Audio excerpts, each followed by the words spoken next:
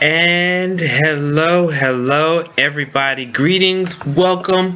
Geekswagg is back. Geekswagg is live. Geekswagg is here. Makita, how you doing, girl? I'm doing good. You're sounding kind of funny, like kind of fuzzy. I don't Really? know what that's about. Let me see if it's me. Hopefully it's not me. You know what? I know what it could be. Hold on one sec. One sec. Talk amongst yourselves, people. Hold on. Yeah, I can barely hear you. You're very fuzzy.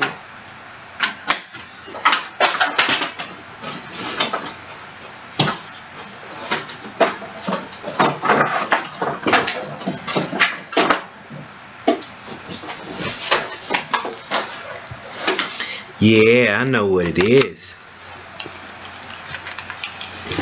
I know exactly what it was.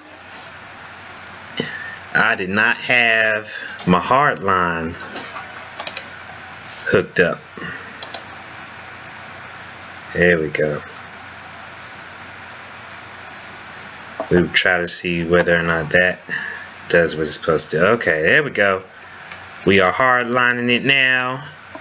Let me reboot that. Rewind selector. Now you sound so much better. What was that about? Well, I forgot to do my hardline connection for my internet, so it was through Wi-Fi. So it wasn't getting uh, the full juiciness that it needed. If that makes any sense. Yeah, of course. Okay, so yay, ladies and gentlemen, Bunny got it going. Finally. Welcome. We are back. We had a little gaming session with DirtyHelmet last week where we did a bit of just flat out Halo 5 juiciness, shootage, blastage. Good times.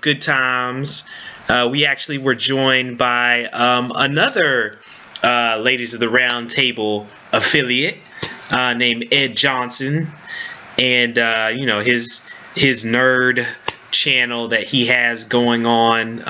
We've done a few streaming sessions with him that have been lots of fun. Of course, between the three of us in that streaming session, we did good as a group. But we kind of did horrible individually after a while. So, Oh, but wow. yeah. I mean, the first couple of times that we streamed as a group, it turned out pretty good. But like the last few times that we tried to stream, the skill level wasn't quite there. We kind of tanked, but that's all right. You can't win them all. We did pretty good though. We did pretty good. Oh, okay. That sounds awesome. Question. So I Yeah. went to the to the ladies of the roundtable page, and now it's a paid page now. Yes, I think what they are working on doing, they kind of transition from having, like articles and stuff like that because they weren't really getting enough participation, from a lot of people writing individual editorials and articles. So I think what I haven't heard the whole plan, but there's a plan for a lot of serious content because they've been pulling in a lot of other members to I guess the ladies of the round table umbrella. So I know I've seen like the schedule and everything for who they have set to stream on certain days, and the schedule's almost completely full. So on any given day, for the most part, they typically have somebody streaming for at least a couple of hours just about every day. The only day that it looks kind of light has been like Monday. So I think because of like efforts trying to push like Smite and some other games that they're looking to get sponsorships from, or just dollarage from. I think they're working on content and sessions and stuff that will kind of go under the whole paid umbrella, but I haven't heard the whole master plan from the CEO herself, or whatever you want to call her. I think it's still Mm. in the works. It's still in the works. It hasn't 100% been fleshed out or explained to everybody yet, but it's Yeah, coming because I around. was, yeah, because I was like, oh, let me check and see if there's anybody talking in chat, and it was like $4.99. I was like, oh, okay, okay. Yeah. They're working on doing some other stuff, so we will see. We will see what comes of that. Wow, the network is cruddy today. I thought it was just me, but it's dropping frames all over the place. Goodness. Anywho, let me see here. I actually did have some semblance of an agenda today. I know last week we kind of bypassed and just did kind of the gaming session because it's been kind of light. A lot of the news has kind of been kind of light in light of a lot of the big time releases that have been just dominating everybody's feeds or sharing or whatever it is you want to call it. I mean, nowadays the only thing you see on there is Fallout. Before that, all you saw was people doing Call of Duty, Black Ops 3. And before that, all you saw were people doing Halo 5. So we are definitely in the thick of things when it comes to the holiday season games. And of course, serious gamers are wasting no time. They are jumping head first into all those things. And really, I've only been able to delve into one because I am broke. broke. I was hoping DirtyHelmet was gonna be able to come in. He's been stuck under his work umbrella, so I'm not 100% certain he's gonna be able to join us. But I know he was playing a bunch of Call of Duty 3, Black Ops, and the little bit I've heard from him has been really, really positive. You haven't been able to delve into or get Fallout 4, have you? I have the only Fallout game I've ever played was Fallout Shelter, Oh, and really? yeah, The that's the mobile game. only. It's. I mean, I wasn't really as excited about it, obviously, because I've never played it before. I was just like, Mhm. oh, okay, like whatever. And Mhm. people were talking about like this Pip Boy thing. And I'm just like, oh, okay, that's cool. And I did see the character creation, the Mhm. customization, which Yep. was really, really cool, very, very detailed. This is probably the first game that I've ever seen that actually got like black people hair right. Like, like the texture and everything. I was like, Yeah. holy crap, that's awesome. Yep. Bethesda is deep with their character customization. They've always been, they have hit or misses here and there as they've gone along, but that's always been a big thing for them, as you've probably seen on like Skyrim and some of their other games. They did decent with it on Fallout 3. It definitely, of course, didn't look as good as what we see here on Fallout 4, but yeah, Fallout it's one of those franchises that has really evolved. I mean, from what I remember, Fallout was kind of like it was more of an RTS kind of game back in the day. I played a bit of one of the first few Fallout games back then, and it kind of reminded me of like Baldur's Gate and some of those other kind of games, but it was turn based.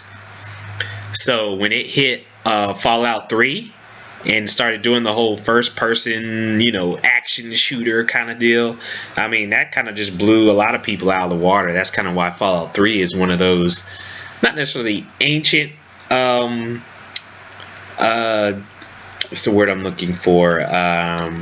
Classics, but it is definitely one of those that, people will always talk about on the 360 because it was one of the first 360 games that was like major. It was like a major release on the 360. So, now we kind of, hit the new console generation, and Fallout 4 is doing the same thing, early in the life of, the consoles and everything. All of a sudden you got Fallout 4 and people are loving it. I mean, it seems to be having some buggy issues on how it runs on the PC as well as the Xbox One. But other than that, everybody seems to be loving it. It's one of those kind of things. I mean, it's an open world kind of deal. So, and I kind of remember even when they put out the game, and this is typically something that Bethesda loves to do. They put out a little message out there saying, we spent a lot of time on this. We're extraordinarily happy to release this to you guys. We hope you like it. We're eager to see all the stories that you guys come back with. So it's always interesting to see, especially, kind of like what happened with Skyrim is basically what they're referring to. Anytime they have a game that is this big, that is that open-ended as well, it's always interesting to see how people play it, what they experience, the funny and odd and crazy things that they go through as they play as their character and through the storyline and through the side missions and such, as well as all the modded type storylines and stuff that people create and make as they play through it. So games like this are always a lot of fun to see what the whole gaming community kind of comes up with in reveals and shares and stuff like that. There's a lot of background story and just a lot of canon in these kind of games that people flesh out and create, and fan fiction and all that kind of stuff. So when games like this come out, it's always really exciting. So yeah, Fallout 4, I'm certain everybody's watching other people's streams and seeing what it's about, seeing what they do, choosing who lives and dies, choosing, who they have sex with, all that other kind of stuff, One of those kinds of games. But it's interesting. It's definitely interesting. But before I go on any further on the agenda, I did want to kind of let people know the gameplay that we have going on in the background for those who can see us through all the choppy drop frames that are going on the network right now. Is an indie game that I've had the pleasure of playing for a while, called Beyond Soul. And there is Jason. Yay! Excuse me. Hello. And of course, I hung up on everybody. Hello. Can you hear me? There we go. There's Makita. Unfortunately, I hung up on Jason when he tried to call in. I was like, what the hell happened? Yeah, I switched over. For some reason, I answered his call, so they put you on hold. And then I was like, oh, wow, he's not there. And I was like, daggone it. So I was like, it put you on hold, so I had to switch back and get you off a hold. And I was like, oh, no, I lost everybody. So now he should be coming in right about now. Yay. DirtyHelmet, welcome. Oh, you mad now, son. Sorry. Thank you. Oh, man, how's it going? I am fine. I'm good. Sleepy. Yeah, I was just telling Makita we had our little gaming session last week where we did Halo with Ed and everything rather than the actual podcast. Ed Johnson. Lots of fun, and trying to tell the people that right now in the background our featured game is Beyond Soul, so they'll be seeing the gameplay in the background for that game going on. Try to see if I can get this window set up correctly. Because, yeah, the network is acting mad funny today, so it'll be interesting to see if we get anybody. DJ, I can barely hear you now. I don't know what that's about. What? Oh, you can barely hear me on the call? Yeah, it's super, it's staticky. I don't know. Let me disconnect. Let me see what happens. Can you hear me clear? Yeah, you're mad clear. I can't hear you. Clear. I hear you staticky too. Oh, I'm staticky? It's him, right? Yeah. Wow. All right. Well, let me try the call one more time, and I'll call you guys back. All right. Let's try the results. Okay. All right. Cool. Okay. Let's try to get this going correctly, people.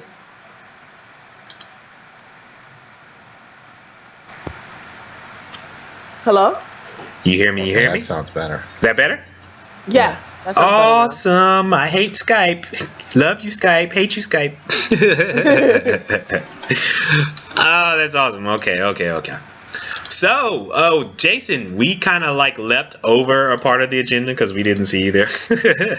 Because neither Makita nor I have had the opportunity to try to talk about or play Call of Duty 3, but I know you've been all up in it. Oh yeah, Through it and all that stuff. Getting loose. I've been running around shooting zombies. It's actually probably one of the better ones I've played. I've always liked the Treyarch versions. I thought they were better.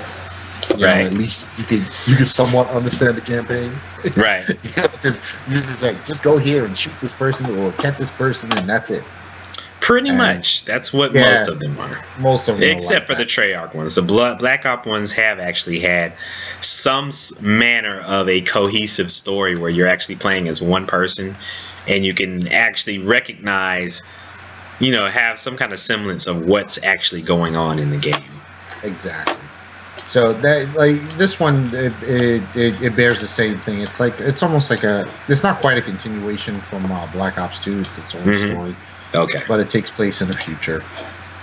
Really? And, you don't say. Yeah. Running around, cyborgs, Terminator units and stuff. In a way, in just a small way, with some of the stuff you can do, they did take a little bit off of, Titanfall and Advanced Warfare with the, with the running around and flying and scaling the walls and, all that kind of stuff. So that was, that's kind of like the same, but like the multiplayer is fantastic, very balanced game.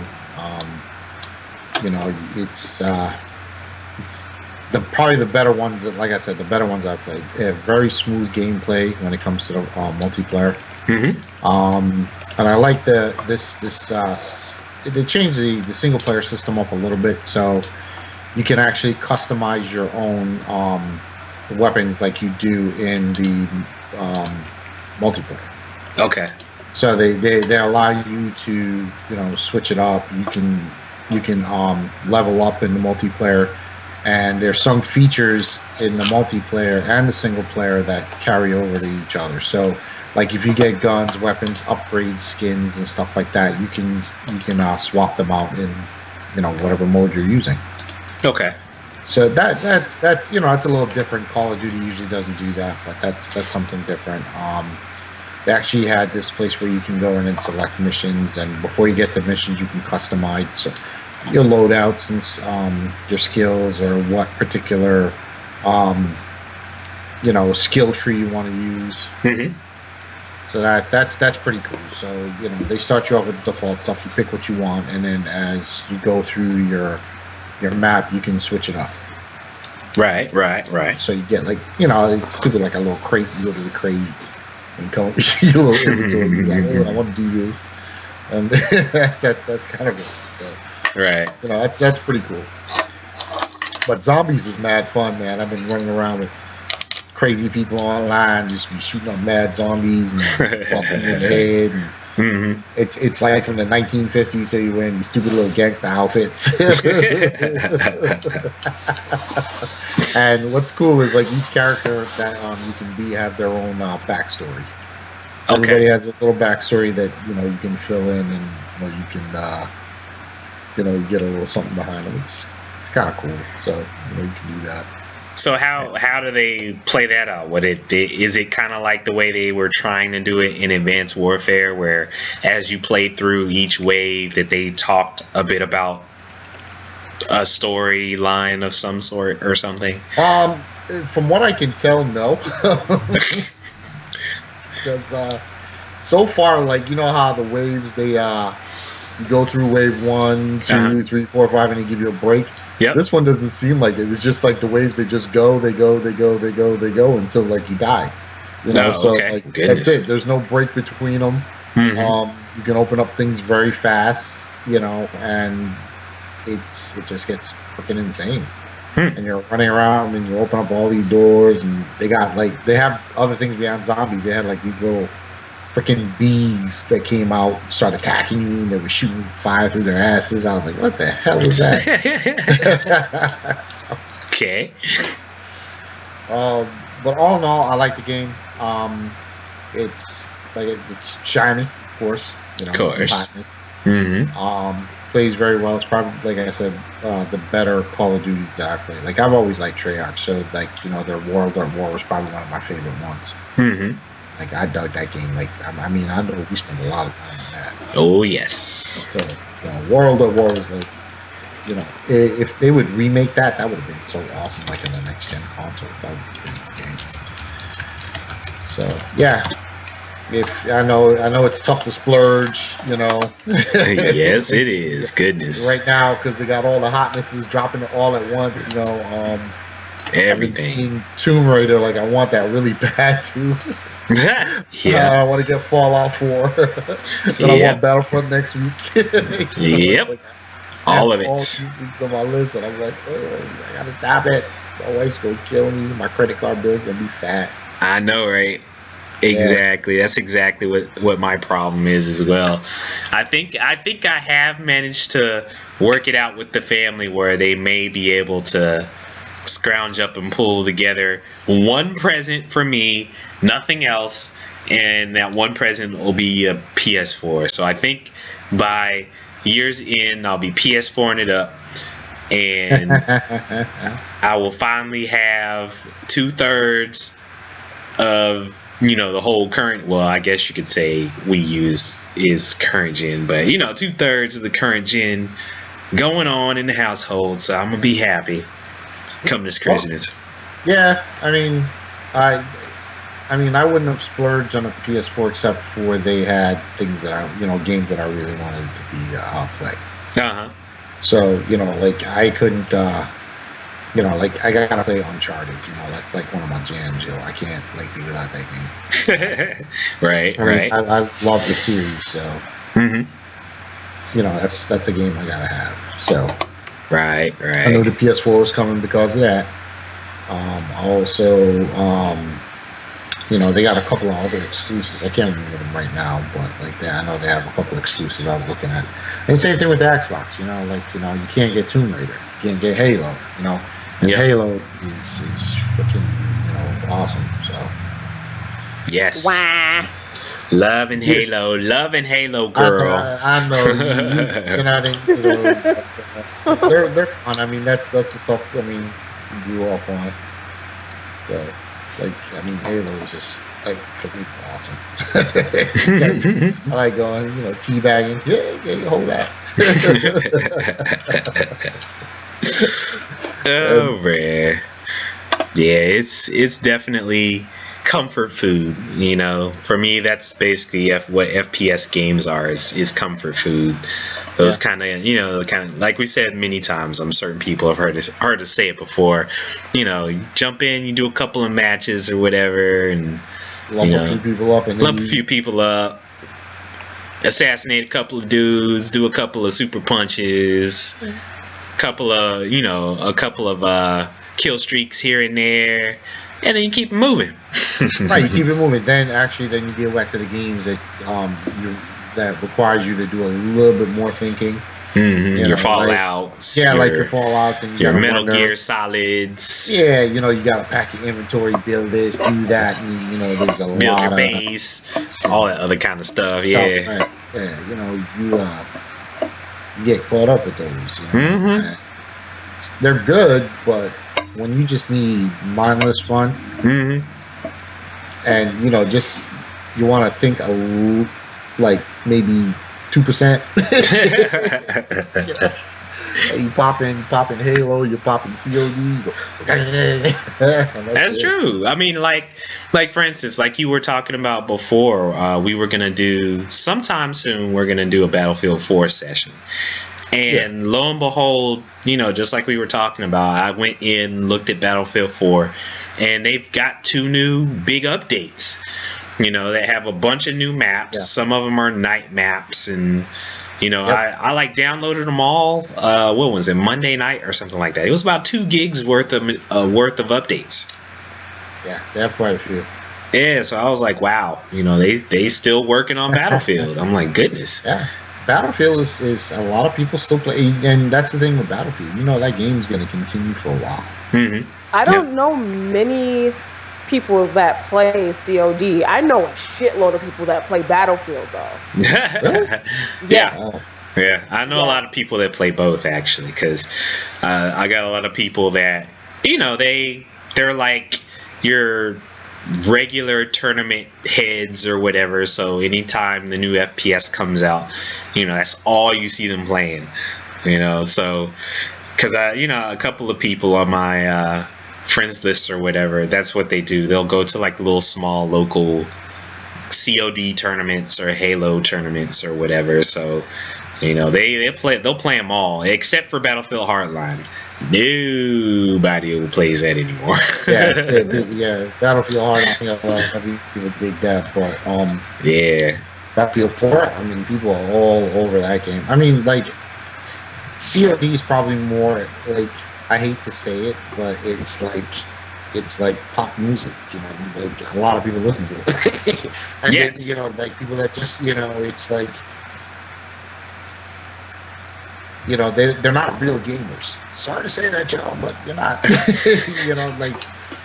They'll, oh man, I got me an Xbox One. Every game you look, they have Call of Duty, and that's it. That's all they got. They may pick up Halo, they may pick up Battlefield and something like that, but they're not going to be doing much more.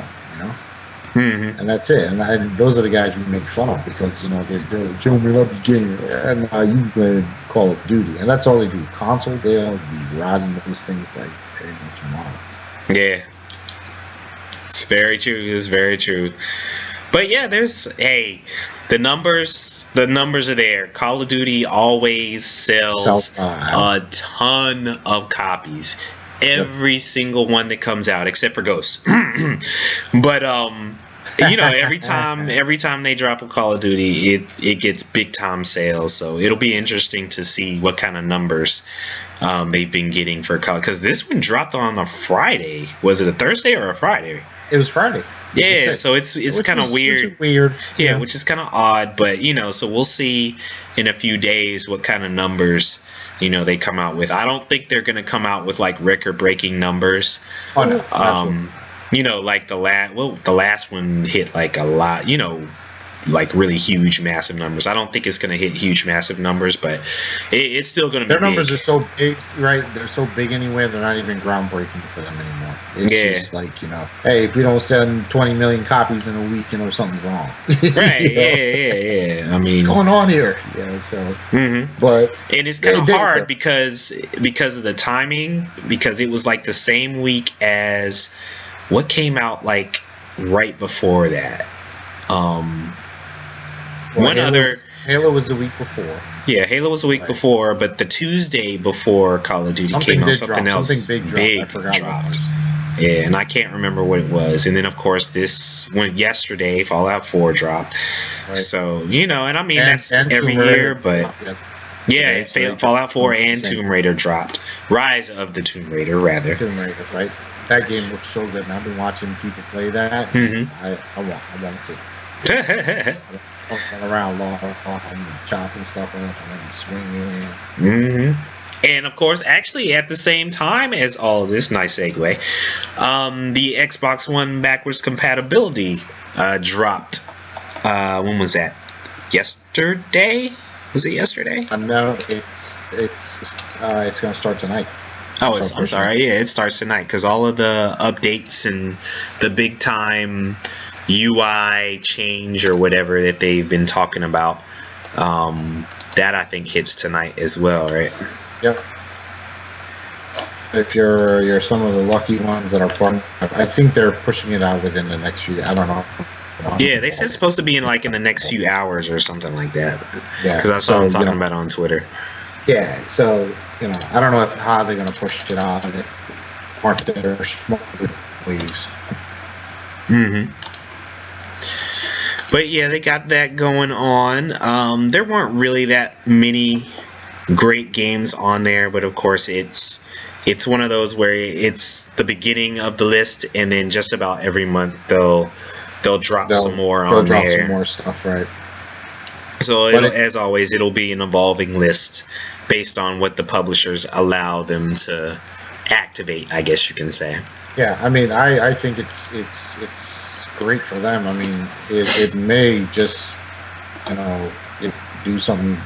I mean, their sales aren't bad. I don't want to say that their sales are bad. Because they're good, but it may actually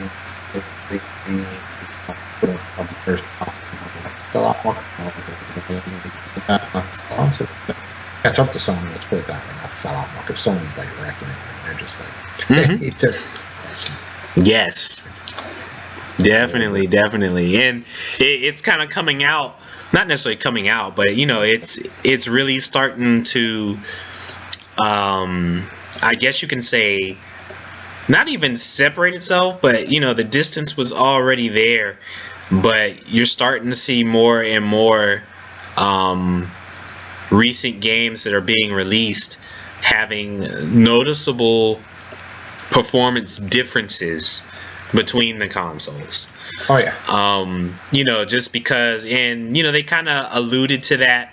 I'd say maybe like a year ago, that developers were saying, they have no problem with the power on either one of the consoles, but they were like, just in terms of the ease of development and the ease of being able to do some of the things that they want to do, with whatever title they're working on, it's just easier to do it on the PS4 this go around. Yes, because last round it was just impossible to do it on PS4. Well, on the PS3, yeah. So they couldn't get what they wanted. Right. They changed it. I think Sony made they made some smart moves because gamers were kind of pissed. And Xbox was like, yeah, Jam, it's hot, yo. And it was. And I don't know what the hell they did, man. Like, Microsoft kills me with that. Because, like, I mean, because I work with a lot of their products, like, I see it with the operating system they build. Like, you'll get, like, Windows 95 is good. Then you get Windows 98 was like, maybe then they screwed you up with ME, and then it's just like weird things like that. And good bad. Right. Yeah, then 2000 and XP was good, and Vista was crap, and then 7 was good, and 8 sucked. Right. Yeah. It's weird, and like the formulas that make them do well, they for some reason they feel like they have to change it. Right. Don't change it, just improve on it. Add some more shine. It's like a roster, Hey, we have a good team. We like the team. But you know what? This year we might want to pick up and add a center because, a center will really do a lot for our team. So, right. They go and scrap the whole team and be like, yo, you still think we can win and get a ring? No, well, you don't have like 3/4 of the team. Right. Yeah, it's like, what the hell? And then they end up going back, reacquiring the same team again to do it. Yeah. Microsoft, I don't know. They're trying to figure something out, but they're going to be hard pressed to do much of anything of note this generation. I'm waiting for them to have that weird, that message, well, not weird message, but that weird moment where they just say, okay, the next slimline Xbox One is coming out and it's more powerful than the Xbox One regular, and it's easier. You know what I mean? That whole next scene that always seems to happen with consoles, just so that they can kind of say, "Oh, this is good. This is better. This is a better way to have this current gen experience." Especially when you start messing around with the different hard drive sizes. Because remember we were talking about that, Jay? Yeah. I bet you that whatever the new slimline Xbox One or even PS4 is, it's gonna have right. It's gonna have some. Terabyte. Yeah, it's gonna have some new massive hard drive, and you're gonna be like, son of a, I've got like a 500 gig drive in my damn PS4, and now you give like a 5 terabyte drive, bastards. That is gonna be something weird like that. I can see it happen. It's the truth, man, and I'm gonna be bent, because I'm already pissed off that like within 6 months of me getting the X-Bone, a drive small. I mean, like, what makes it funny is because like when you first get it, you're like, yeah, I'm getting me a 500 gig drive. I put a lot of games on it, and then when you realize you get like 3 games on it, you're like, son of a. Yeah, this shit is ghost, right? And then like, it's twisted because their operating system, like people don't get it, but they're running 3 different OSs, right, on this platform. Yeah. The whole operating system thing, it takes up almost 200 gigs worth of disk space. So when you get your console, your 500 gig, you got barely 300 gigs to install games. And games, 50 gig a piece, comes like 6. Right, and that's not counting the updates or the DLC. Or the DLCs, or not even one, like Twitch. And for... Am I losing him? Skype, and they're not that big. Yeah, you want to there he is. Yeah. So that's what gets me. And then like 6 months later, they realize it's small. Then but what kills me is if they're gonna do it, man, and they want to make a slim one, at least give you a 500 gig drive. Hey, they're saying this is good enough to get you started. Okay, if you want to put a bigger, go right ahead. Drive in there, you know what I mean? I think that's fair. And they made it really easy to do. They made the drive accessible. You don't void any warranties by doing so. And, that's up to you. Yep. And I think that was great, but Microsoft was like, hey, you can get a USB 3 and your performance is still the same. Bullshit. It ain't. That's right. So that's,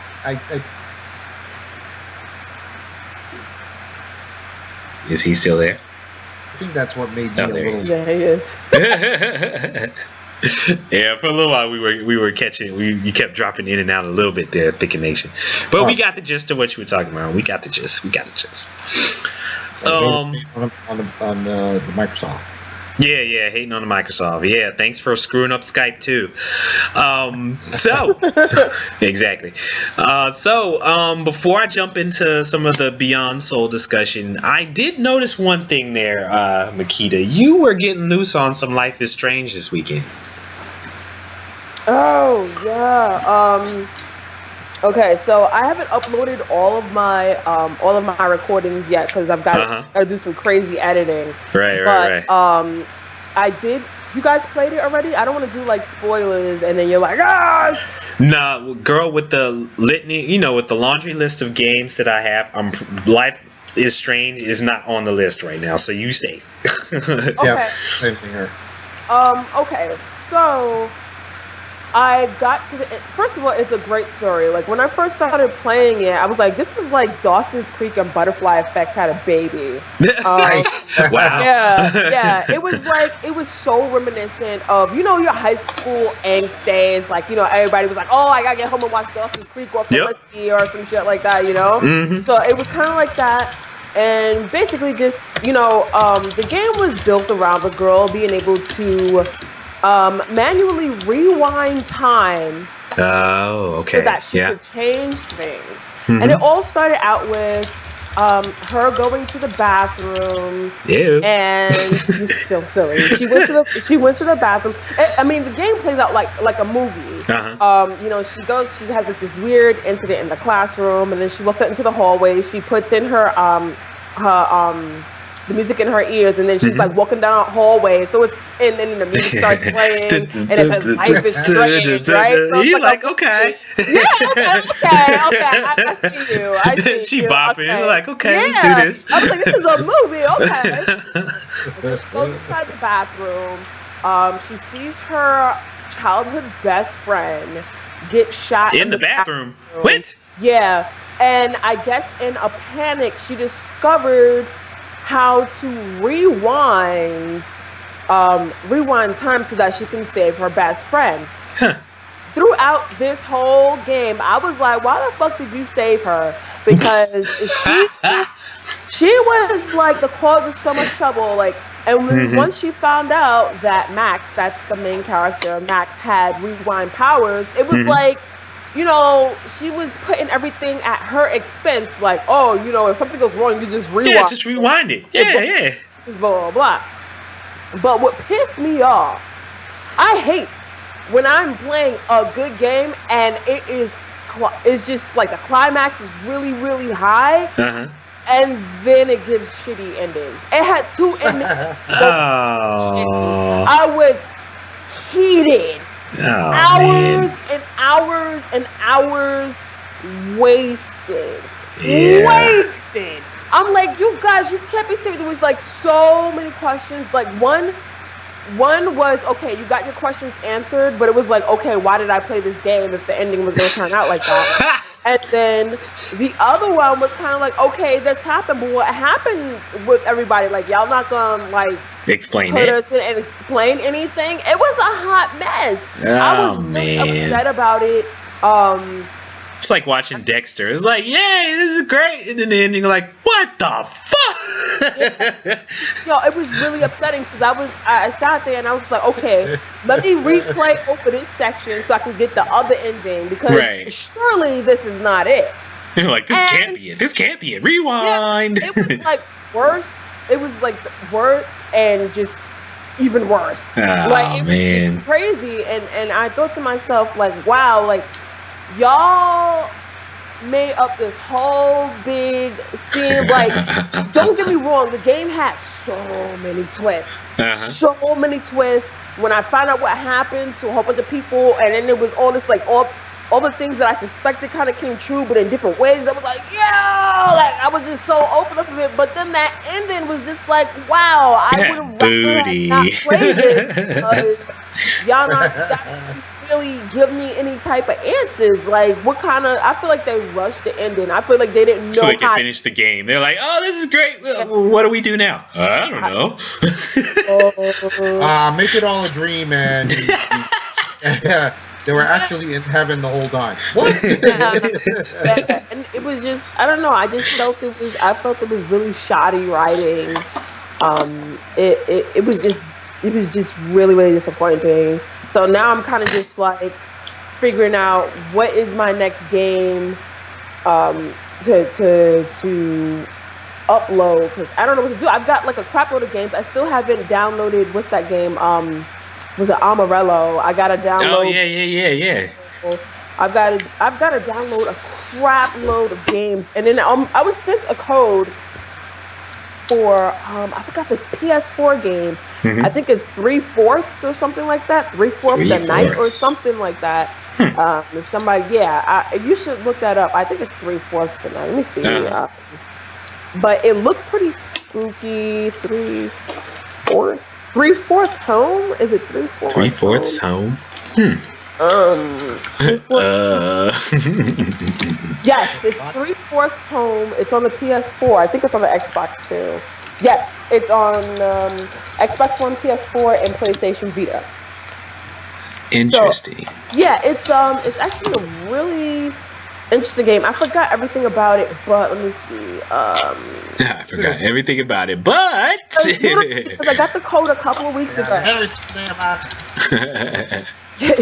I got the code a couple of weeks ago, and then I was like, yo, I need to download it because I had my medical testing and everything. So I was just, I gotta study for tests. So I just downloaded it later, and I was like, yo, I gotta download that game. Oh, I found the synopsis. It was like, okay, in her mid-20s, Kelly has moved back into her parents' house back to the flat expanse of Nebraska. That's not scary enough. That seemingly endless sea of rustling cornstalks peppered by rusty silos and rustier towns. A typically intense Midwestern storm is approaching while Kelly is out. She needs to get home. In 3/4 Home, players assume the role of Kelly while she is driving home during this thunderstorm. The focus of the game is its narrative conveyed through an extended conversation Kelly has with her parents and younger brother. The player must navigate the conversation while driving through a stylized representation of rural Nebraska set against rumbling thunder and the music playing from the car's tape deck. So I thought that was really interesting. I'm not a fan of tornadoes. I'm guessing it's a thunderstorm. But, you know, I always picture, you know, corn stalks and things like that. I always picture like tornadoes, like everything's going to get screwed up. So I don't know exactly what is going on, but it's saying that the narrative touches on a variety of issues affecting Kelly and her family, including disability, adulthood, familial obligation, nostalgia, and loss. So it looks like it's going to be something pretty deep. I'm hoping that it's something that can kind of take the bad taste out of my mouth that Strange left. So, right. Yeah. We'll see what happens. Interesting. 3/4. Yeah, that's definitely that's definitely different. That's for certain. Yeah, I was like, I looked at the synopsis and I'm like, okay, you know, this is a little different. You know, I guess, you know, I don't know, people during these life-threatening situations, everybody wants to come to these. I guess they want to tie ends together and. You're like, oh, you did this, and you know, I felt this way about this 15 years ago, and this blah blah blah. So I don't know, maybe it's good. I don't know. That's probably gonna be my next one that I'm gonna record and upload. Hopefully, get some time. That sounds good. Yeah, I'm kind of in the same boat. I've got a few codes that I got. Like recently, the Cheap Ass Gamer podcast, they had like a little sweepstakes for a game called Galak Z. Okay. And it's for like PC and PS4, and it's like an open world shooter, kind of like you remember that arcade game, it's, you know, those top-down shooters where you've got, you know, a little small spaceship and a whole bunch of enemies all over the screen and missiles and laser fire, just all those kind of old school arcade games. That's kind of what Galak Z is, except it's kind of done in a style similar to Robotech. So it's kind of like an homage to Robotech kind of shooters or whatever. And I had really been wanting to play it for a while, so I won that code, so I'll be trying to play that one. What was the other one? Apparently there's some game about Van Helsing, Final Cut, that's been going around, an indie game. That's kind of like an action side scroller. That sounds like it's pretty good, so I'll be trying that one out also. And what was the other one? Rocket League. The people that did Rocket League, they've been adding so much to that game. It's been getting a lot of, you know, really good airplay. I'm certain a lot of our viewers out there probably already know about it. It's basically just Micro Machine soccer. Instead of people running around playing soccer, it's little cars in a big arena and all these different rule sets that they're changing, just to make the game interesting and everything. They've added a lot of new modes and a lot of new cars, like I forget what day was it that was supposed to be Back to the Future Day or something like that. I can't even remember what day that was. Like the day in the movie Back to the Future that he supposedly came to 2015. Well, that particular day in Rocket League, they put the DeLorean car in the game as one of the cars that you could like play as or something like that. So Rocket League has been getting a lot of a whole lot of attention. You can customize all the little cars and stuff with your own graphics, your own flags and stuff like that. So they've made it in a way where people have been able to rock their own symbol or rock their own car, as well as play and score goals and do all this other kind of crazy stuff with the little micro machine car. So I'm gonna try that out also.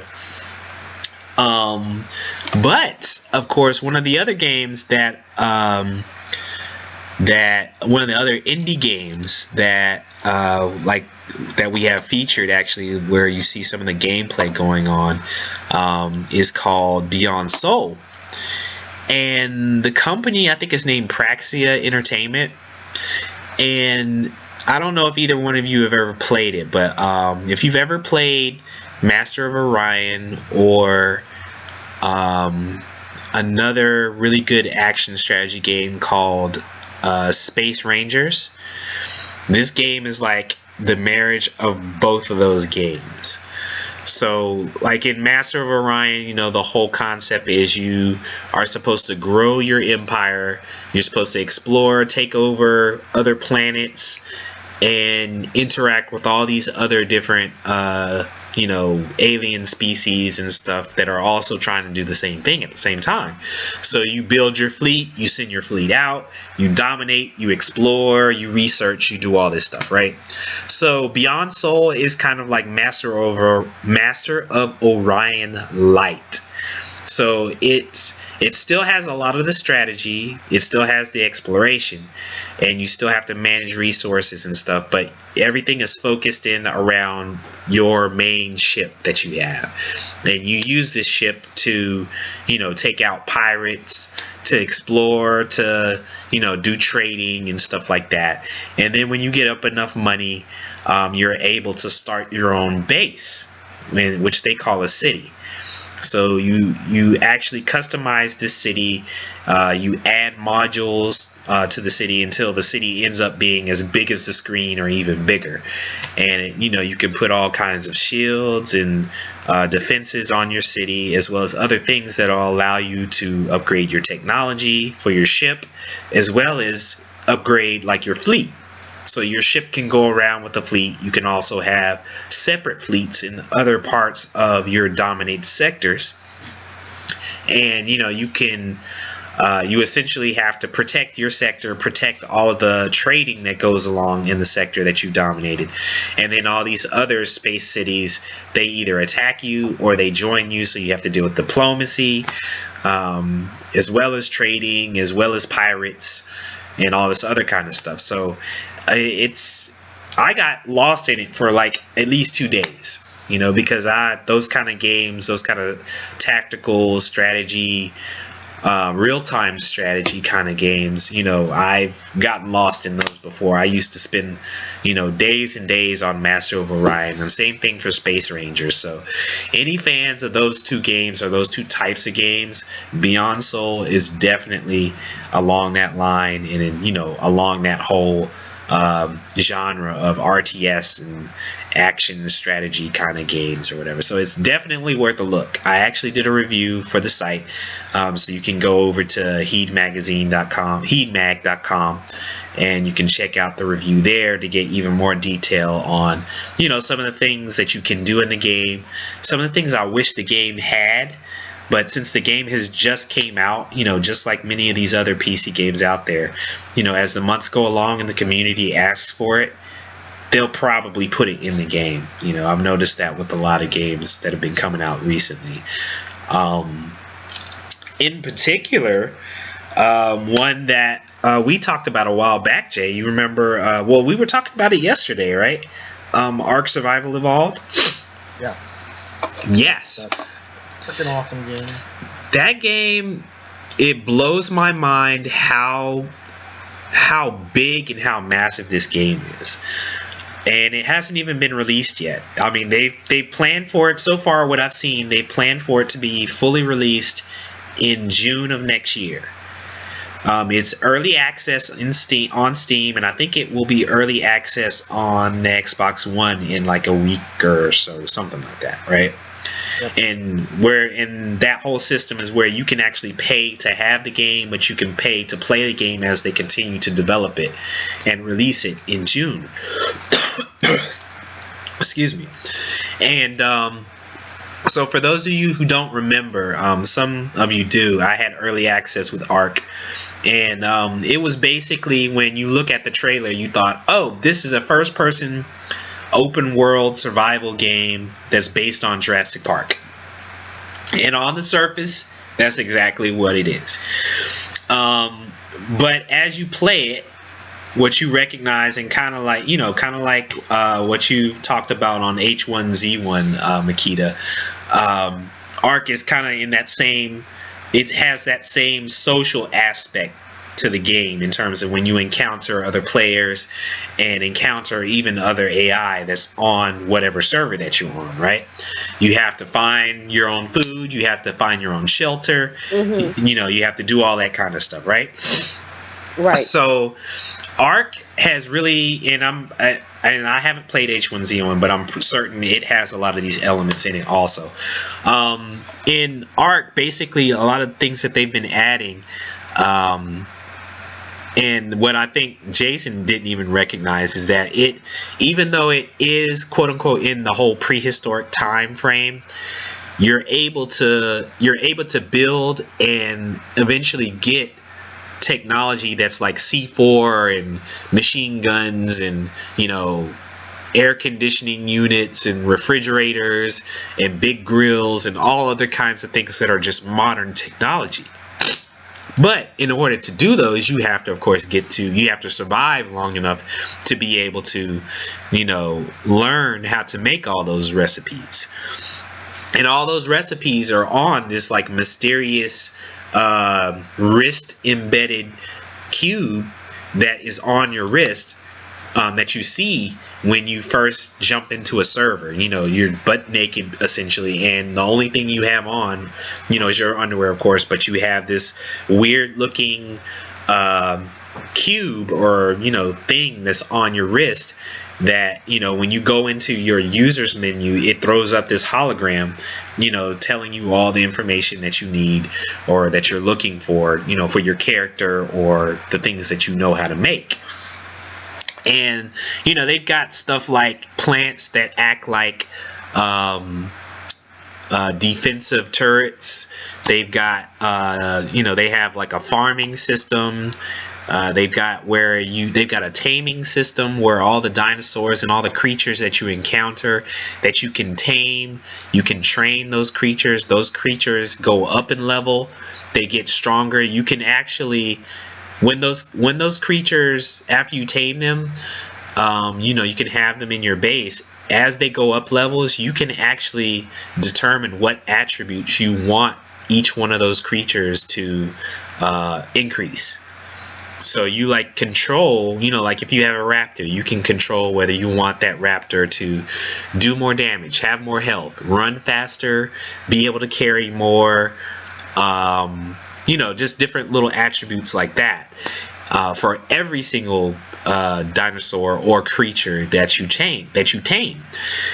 And I think like the biggest grind that I had when I first started playing was, okay, I knock out a raptor or a T-Rex or something like that, right? And there's different ways you can do it. You can just use something blunt and keep hitting it until it goes unconscious.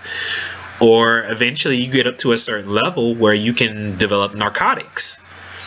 And you can use those narcotics to, put it on the end of a spear or on the end of an arrow or a dart gun if you have, that kind of technology. And eventually you can knock it unconscious. And as it's unconscious, you have to keep feeding it. You have to keep feeding it food so that it stays alive as it's unconscious, and you're taming it. And that process early on would take hours. You'd have, if it was like a big creature that was high level, you'd have to sit there and manage that creature for hours before you tamed it. So, ever since that point, they've been playing around based off of feedback from the community, changing all the taming rates and everything. So now, the taming rates are a little bit more manageable. But then they have okay, you've tamed a creature. Now, if you get a male and a female, you can start breeding. And, if you look at the attributes of each one of the dinosaurs, you can actually characterize what kind of, or you can actually plan and breed what type of, I guess, offspring that you want to have based off of, what the male and female that you have in your fort or wherever your base is. And you can end up with eggs. You can hatch the eggs, and then you can raise your own little baby dinosaurs or your own baby creatures in this game. So it's like they've added so much to this thing that it's like I haven't honestly played it since maybe like June when they first released the Steam Access. And a coworker of mine that, Jason and I work with, it's like every single day I come in, he comes in and tells me about all this new goal that he had with he and his son. They jumped on a server and they built up this massive base. And, they've got sentry turrets all over the base, and they've got all these other enemies that have been coming in and raiding their base. They've got this one room that they built that if you put the egg in there, the egg is actually able to be at the right temperature so it'll hatch, because you have to make certain of that, or else the egg will actually die before it hatches.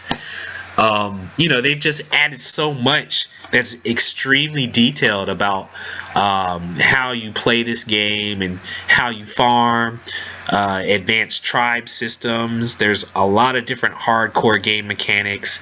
There's all different kinds of exploration because they've been adding different types of areas on all the islands. So, they've got like a snow area. They've got a jungle area with monkeys and giant insects. They've got underwater areas, underwater caves that you can go and explore. They've got all kinds of resources, from all kinds of metals to oils to plant life. All the different plants. As you break them down and you forage for them, they do different kinds of things, whether it's cosmetic or actually affecting your character or affecting other creatures or something like that. So it's like every week they add a new group of creatures or a new aspect to this game, and it's so deep. It is amazingly deep. It's one of those games that you can't just play casually for a few days, for like a few days and then try to come back to it, because it's all persistent, because it's the same way on H1Z1, right, Makita? Yeah, pretty much. Yeah, so like if you go in and you build up your home or base or whatever there, then all of a sudden you don't play for like a month and then come back. More than likely somebody has come through and like taken everything or destroyed it or something, right? Well, I haven't played on PvP yet, but what I'm hearing on PvP is that they can work their way into your home, like throw grenades or whatever, blah blah blah. Yep.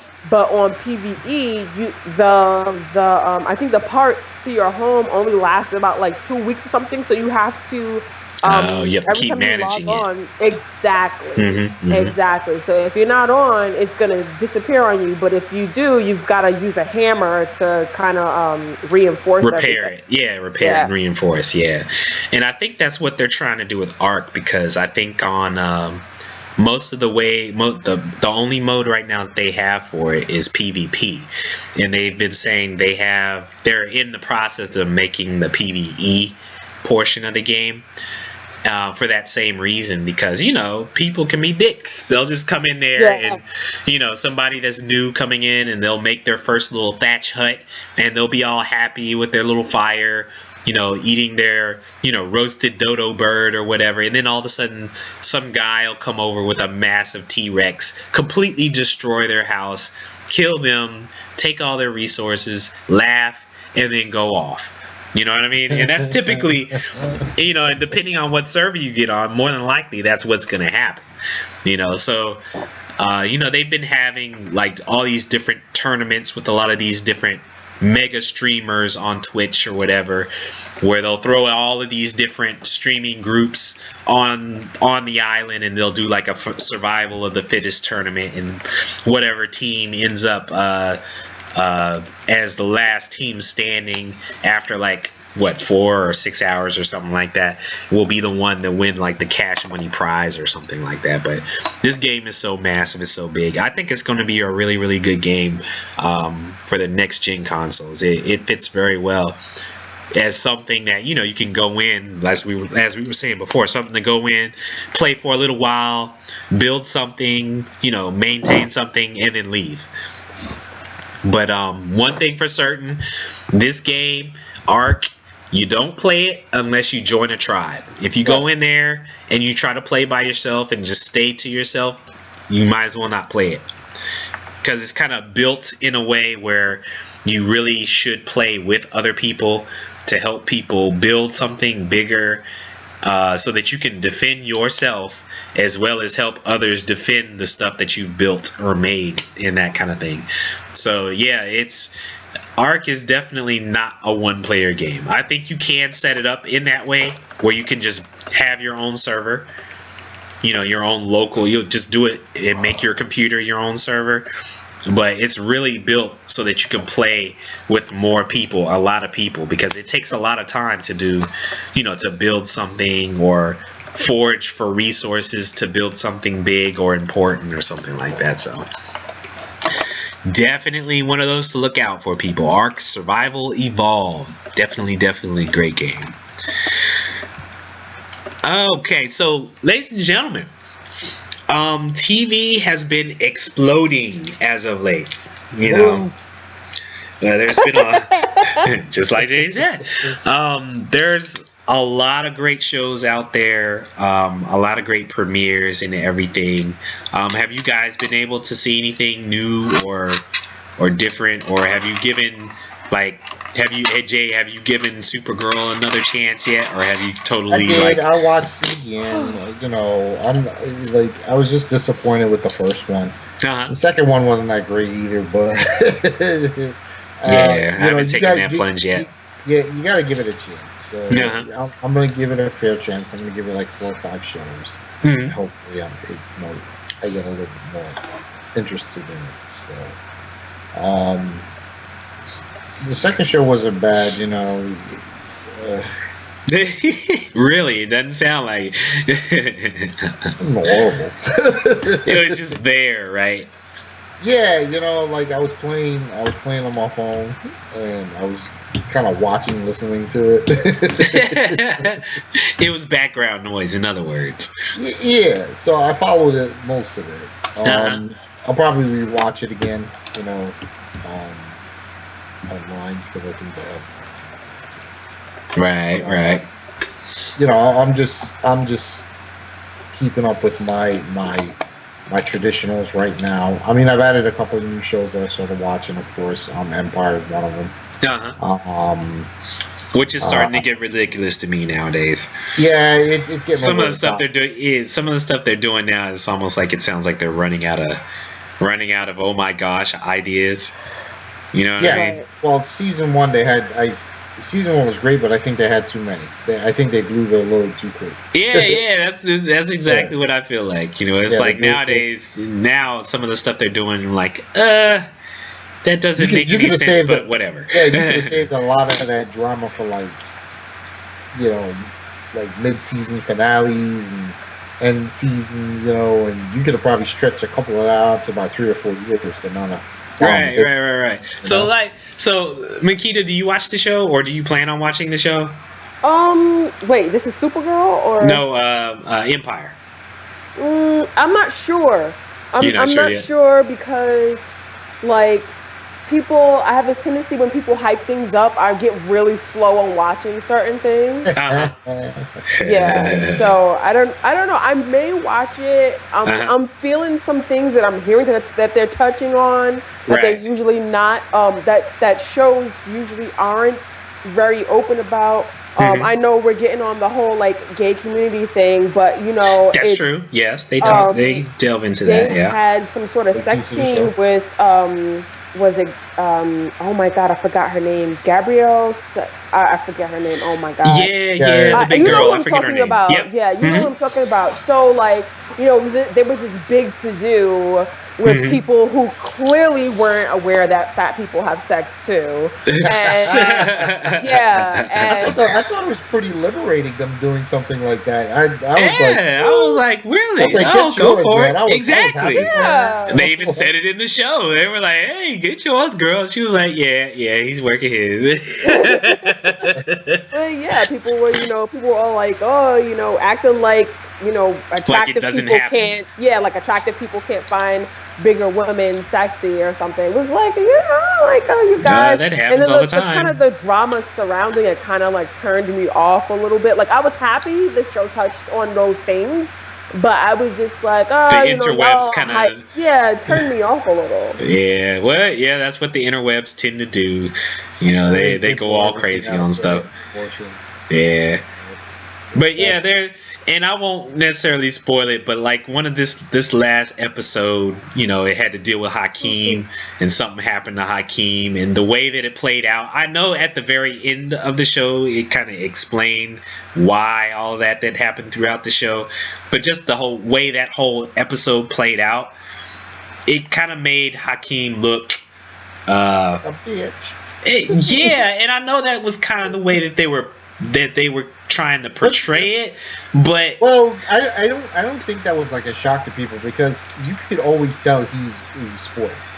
yeah, Right? he's spoiled and he is. It's yeah, I understand. Yeah, he's spoiled and And he's got a temper he got a and temper. He hasn't hit anything, significant in life. right. His dad, as big of a dick as he is, he grew up on the streets. He knows what's up, right? And then, Yeah, he got everything handed to him, and he's only playing hard because his pops is hard. right. Right now, Exactly. Jamal, he's different. He loves his father, but he's who he is. Right. He You know, knows who he is. and He's he's not ashamed of already. it. Yeah, he already knows himself and who he is and who he's trying to be, whereas Hakeem is trying to figure out who he is Right. and And wants he's to not- make his own mark and separate himself from his From his father father's and from his shadow. father's shadow. So I get that, I understand that play, but to me it seems like Hakeem's psyche can be so much more interesting. They can do so much more with it in the storyline and the way his anger and the way he has an issue with his anger.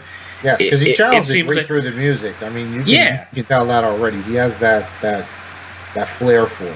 right. They do a good job. That was perfect casting in terms of casting this guy for that role because he does that very well. Very And you well. can hear it when he does the musical portion of the show. Right.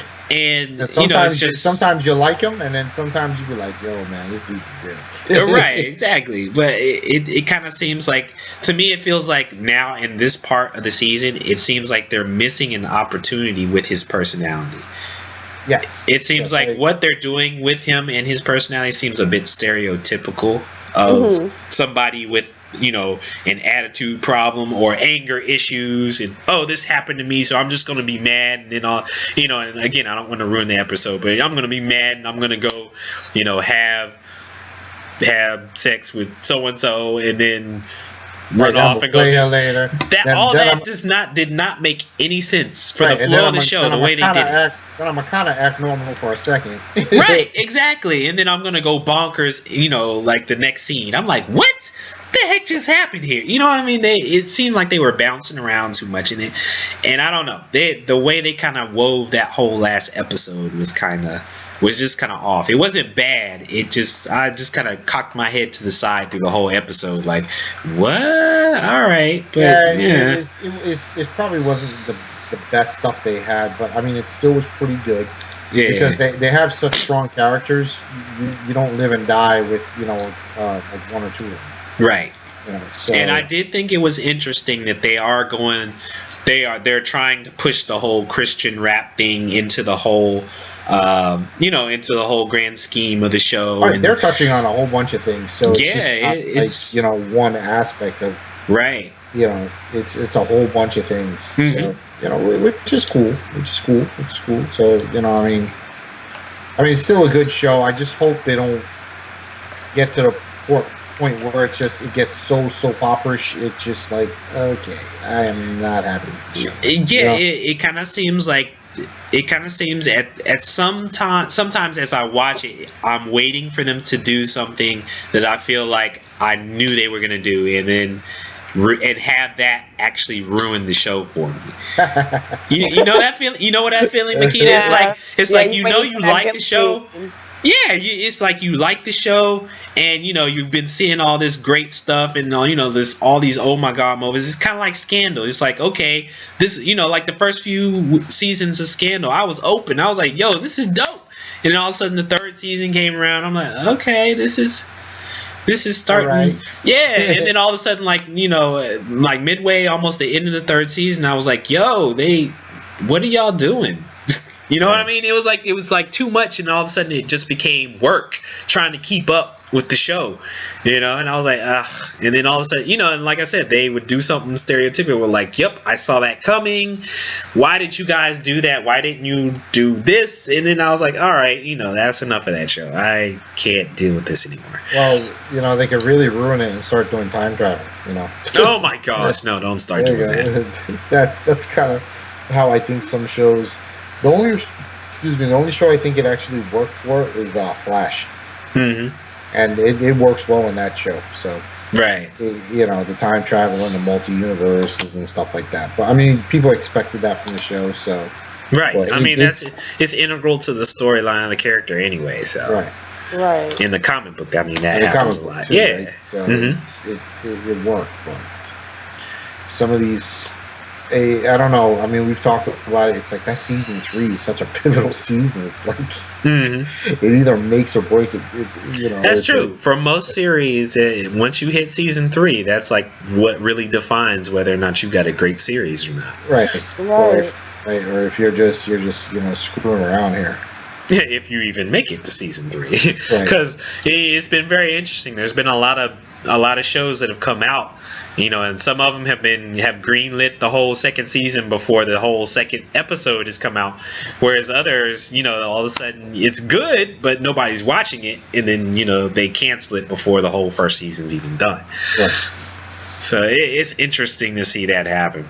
But one show that has premiered recently that I don't think that's going to happen is Ash vs. Evil Dead. Did either one of you guys get a chance to see that? No. I didn't get a chance to look at that. I want to watch that. I haven't seen it yet. It is definitely true to the movies.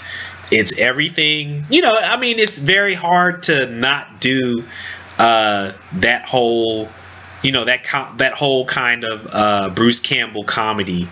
And horror or whatever, it doesn't take much. As long as you got Bruce Campbell, as long as you got gore, and as long as you got deadites running around, getting their heads chopped off and him running with the boomstick, you got a good show. And that's pretty much what they're doing. I think they're kind of weaving this story on the side of Bruce Campbell's story with Jill Marie Jones. You guys know who she is? Mm-mm. No.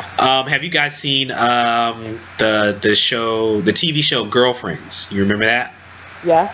Yeah. She was, oh my gosh, I can't remember all the different names of them in the show, but she was on Girlfriends, and she was like the I don't want to say stuck up one, but she was kind of the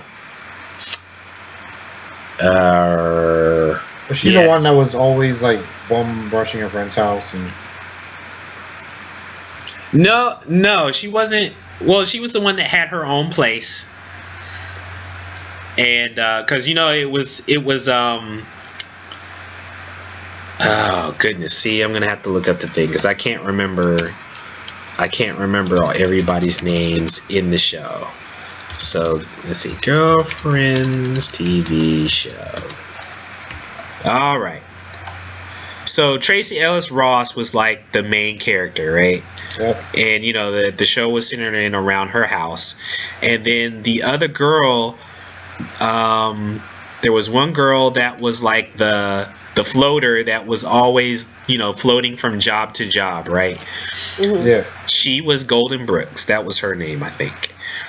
Was that Golden Brooks or was that Persia White? No, that was Persia White, the one that was floating from job to job. Okay, so she was the space case, I guess you could call her. Jill Marie Jones was, what was her name in the show? She was Tony, or her name in the show was Tony or Antoinette, and she was the what was a good description of her character? What was her job? She was the one. I can't even remember now. Goodness. Tony Go. Show.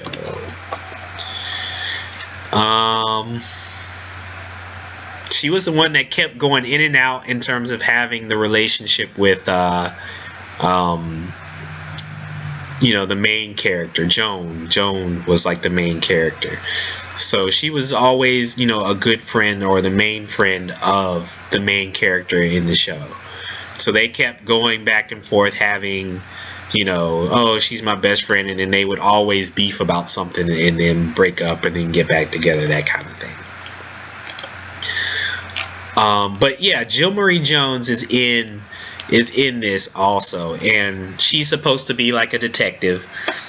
And at the beginning, in the very first episode, she has an encounter with one of these deadites or whatever, and that deadite ends up killing her partner. But in the whole scheme of her having that encounter, the deadite says something like they know who she is. So they have two storylines. They've got Bruce Campbell, using the book, bringing all the dead back to life again, and he's like, oh crap, I gotta get the book again and figure out how to get rid of the deadites once again. So he gets his Shiny Mary cast, and there's a couple of other new characters that go around with him.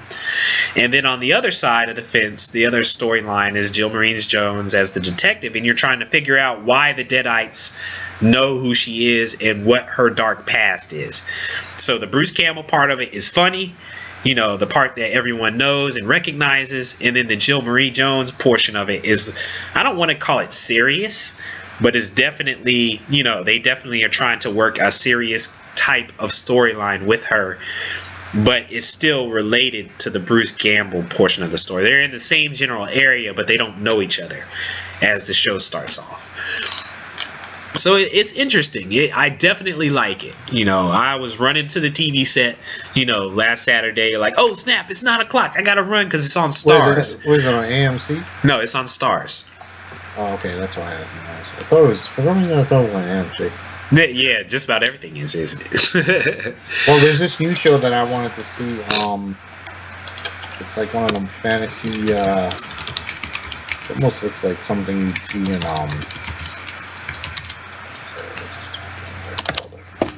Final Fantasy. That's coming to AMC. Man, damn! I just had the name in my head and I lost it. On AMC, a fantasy show. Yeah, it's dudes wielding swords and training kids how to be like super duper fighters. Damn, let me look it up real quick. Oh, you're not talking about Into the Badlands, are you? Yeah. Oh, yeah. Mm-hmm. Yeah, and that looks pretty good too. I want to check that show. I think that starts this week. Yeah, I think it does start later on. I think it starts this Sunday. This Sunday is the first episode, I think. Okay. I gotta check that out. Yeah, because it comes on after Walking Dead. Oh, what happened to Chris Hardwick and Talking today? Well, that comes on after Into the Badlands now. Wow, so it's going to be Walking Dead, Into the Badlands, and then Talking Dead. It's going to be late. I didn't know he was going to be watching Talking Dead no more. Yeah, basically, it's going to be on so late nobody's going to watch it. Yeah, I'm surprised people like that show too. Like, people just love that show. Yeah. Mm-hmm. Yeah, I mean it's good because people are so passionate about the show anyway, so it's like an instant forum to go in and discuss what happened, to see different things that maybe you didn't see, or didn't recognize, because sometimes the hosts, they do, have good discussion about what happened in the episode, and then they actually mention something that, hey, I didn't realize that. You're probably right. That kind of thing. Yeah, they were talking about how people are getting pissed at The Walking Dead because they can't figure out if Glenn is dead or not. Yeah, he's probably dead. Actually, a lot of people think he's alive. Of course they do, because they don't want him to be dead. But I think he's dead.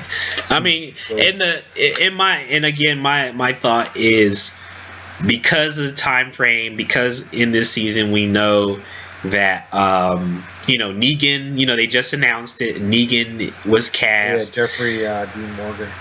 He's gonna be in like the last episode of the season. And in the if you kind of tie this whole time frame to the comic book, this time in the comic book is around the time when Glenn dies. And the whole thing with what's her name being pregnant now, that whole revelation, and again, that's in line with the comic book. As soon as she found out in the comic book that she was pregnant, not too long afterwards, that's when Glenn died in the comic book. Dead. Right. So that's why I'm like honestly, I think he's really dead. I think, just like they kind of said, that they'll probably see him in like cutscenes or like flashbacks or something, but I think he's probably really dead. He might even not necessarily be dead, and maybe they'll see him one last time and he'll get ripped to shreds right in front of them when they see him. You know what I mean? I was thinking about that because I saw an article about how the ratings for The Walking Dead had dipped for I think it was the Morgan Sunday episode that passed. This last one. Yeah, I think it dipped like almost 10% because they were like them prolonging what exactly, like a confirmation on whether Glenn is actually dead or not. People are really pissed about it. Right, yeah. So, even I didn't watch it last week. I mean, I'm probably going to watch it on the AMC website after I finish with the podcast.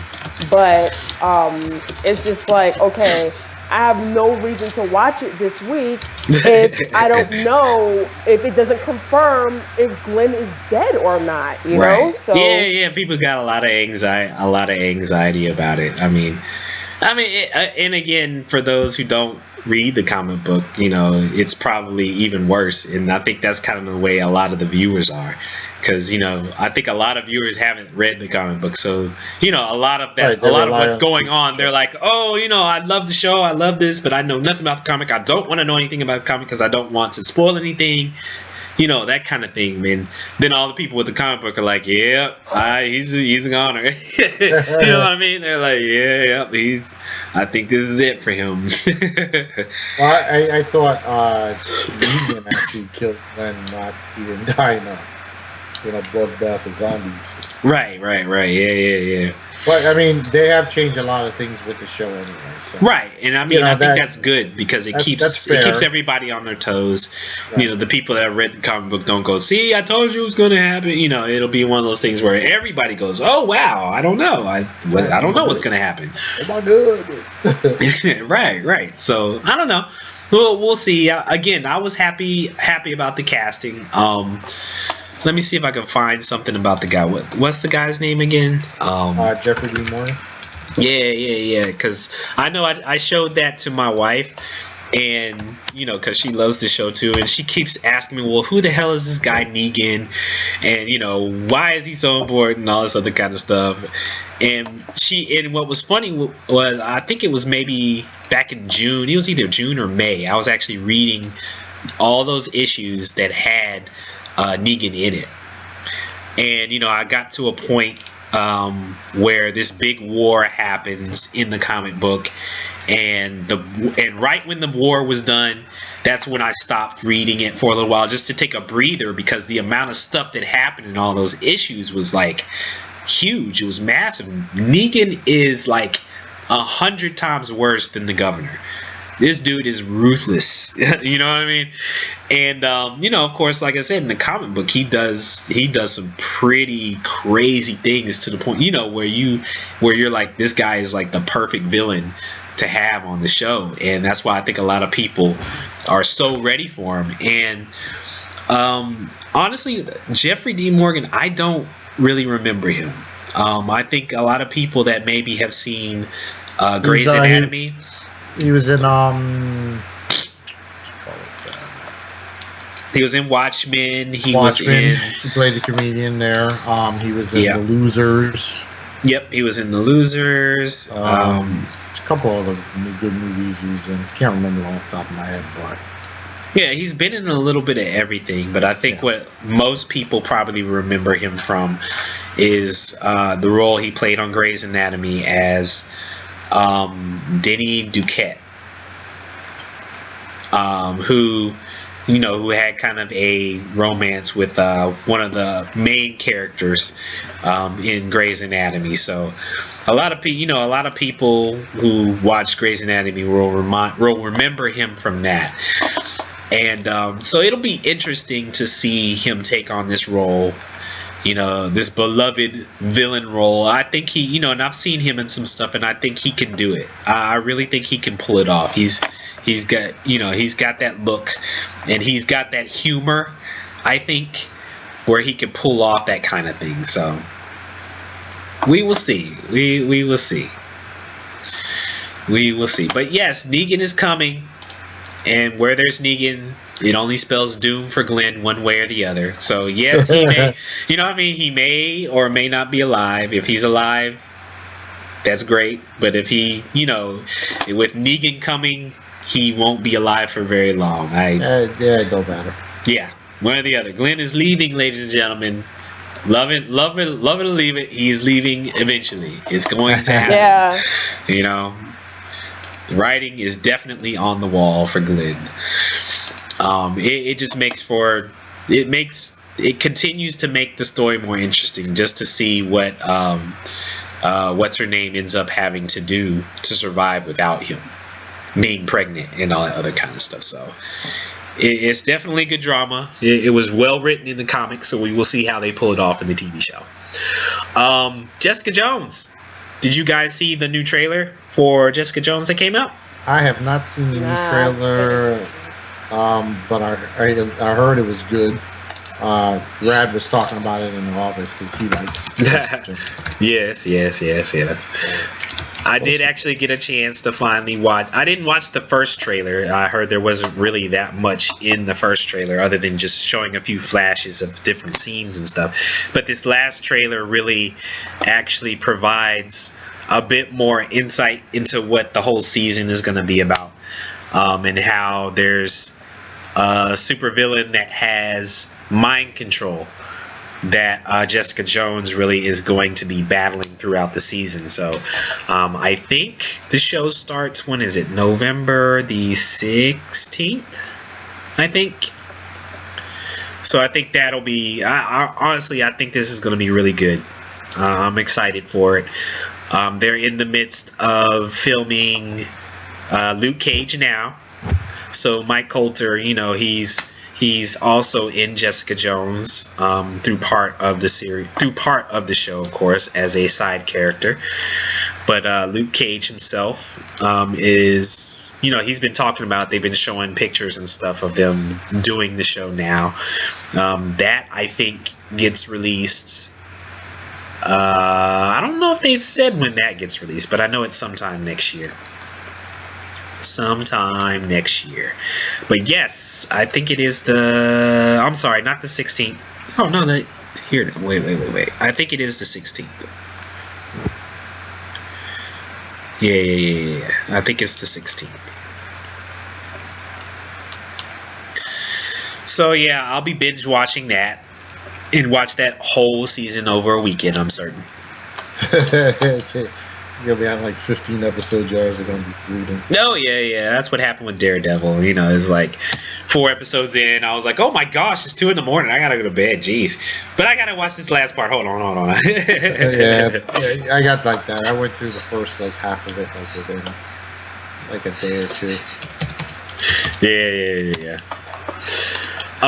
But also, I don't know if you guys are World of Warcraft fans, but they did drop a Warcraft movie trailer. Which actually, you know what? I was like, wow, this kind of looks kind of fresh. It does. I was surprised. I was really doubtful when I heard that they were going to release the trailer. But when I watched the trailer, I was like, wow. Yeah, it was pretty tight, right? It was like Lord of the Rings-esque.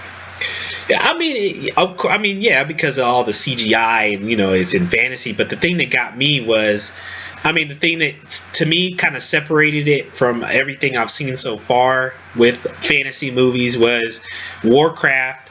And the way they're portraying it in this movie, they are actually looking at both sides of the fence. You've got humans who are being attacked, and they're trying to win and survive. Yay! That's like every sword fighting movie ever known to man, right?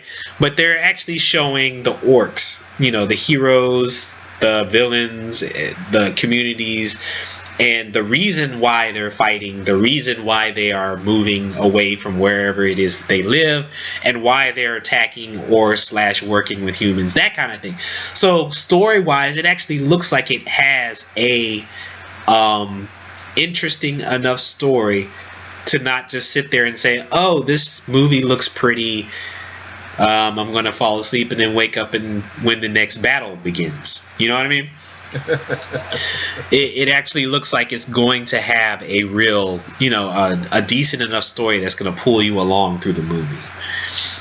So yeah, the Warcraft trailer dropped, and one of the other stars of that movie is a guy named Dominic Cooper, who's actually a star of another AMC show that's about to start that I'm semi interested in. I've heard a lot of people be extremely interested about the coming of the show, but Preacher.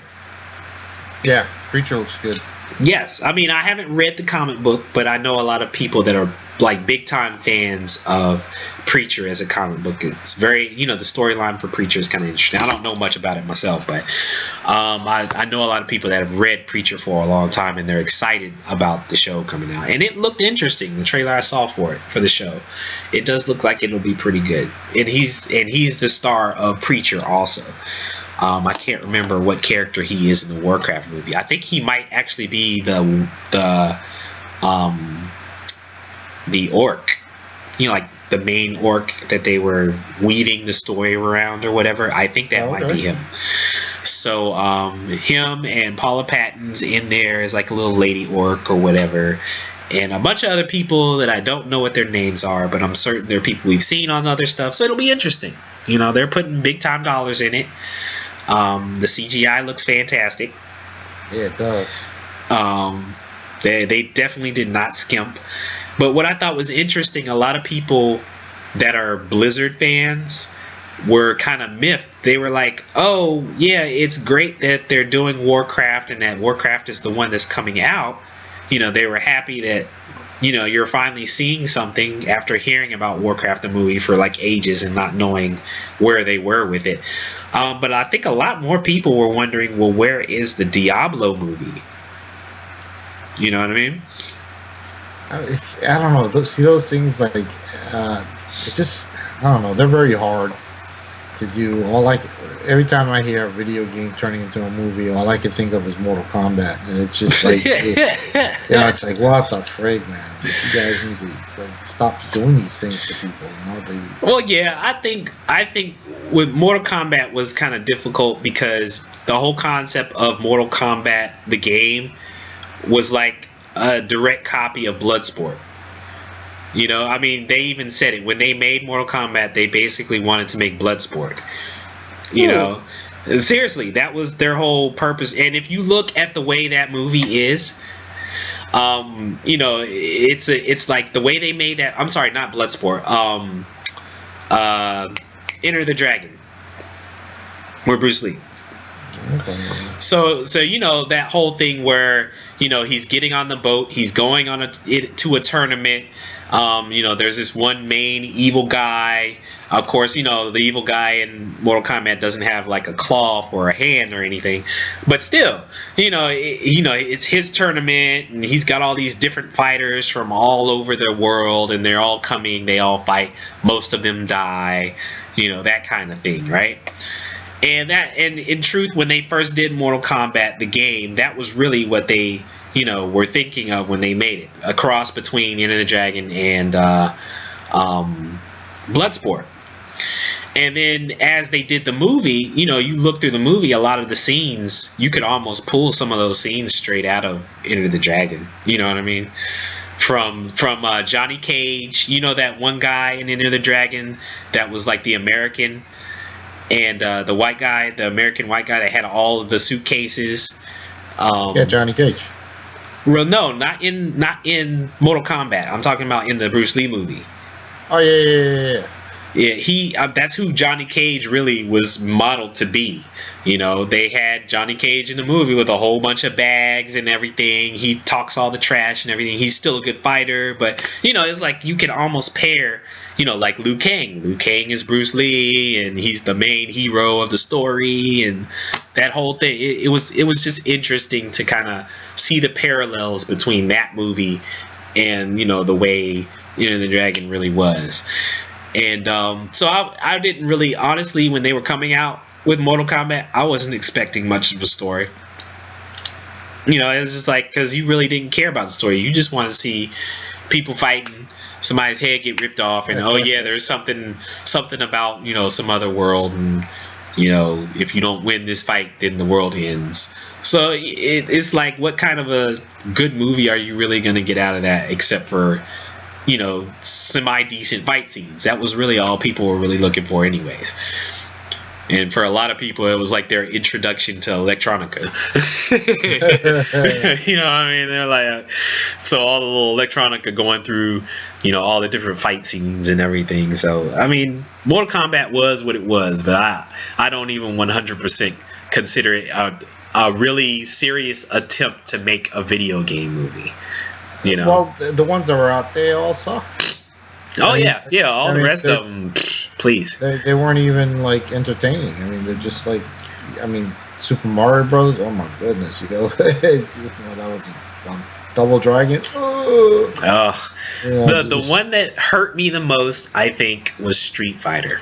Street Fighter. Oh my goodness. Yeah, and I think we talked about this before when Lauren Warren was on the show. But yeah, Street Fighter's plot line, it was just god awful, and it just didn't work out on a lot of different levels, from the casting to a lot of the way they wrote the storyline for that movie. But yeah, those were bad. It was pretty bad. But I mean, that was before geek culture was really a part of mainstream. Hollywood has really taken its sweet time and really giving serious dollars to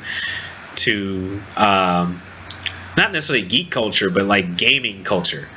When it comes to that, because now that they're starting to see the production value of a lot of the video games and the stuff that they're coming out with, a lot of the video games that are coming out, you look at Last of Us, or what was that game you played, Nikita? Until Dawn? Yes. Or Beyond Two Souls, or you start looking at the production value of a lot of those games, it blows away the plot lines, as well as the performances in some cases of some of the movies that you see out. So I think, I don't want to say Hollywood has been looking over their shoulder, but because Hollywood hasn't been doing very well in the past decade, I guess you could say, aside from like the comic book movies, they've been struggling to find something that sticks with the public, and I don't want to say they can chalk it up to video games having, such great storylines and such great games or whatever, but you'll see it, a lot of different actors and stuff like that, they're looking into video games as projects for them to take on, because they see how interesting a lot of the storylines and a lot of the production value is for a lot of the video games, and they're just like, wow, you know what, I want to be a part of this. So it's interesting to see that instead of doing a feature-length film, they'll they'll do a video game, and then all of a sudden they'll come back and do a feature-length film on the series or something like that. Well, I think a lot of actors are helping too, because you get a lot of actors that actually want to participate in making these video games. They've been fans for a long time, and just yeah. They just want to do their thing. So you've been seeing that, and like Leonard Nimoy, when he was alive, he gave did a lot of stuff.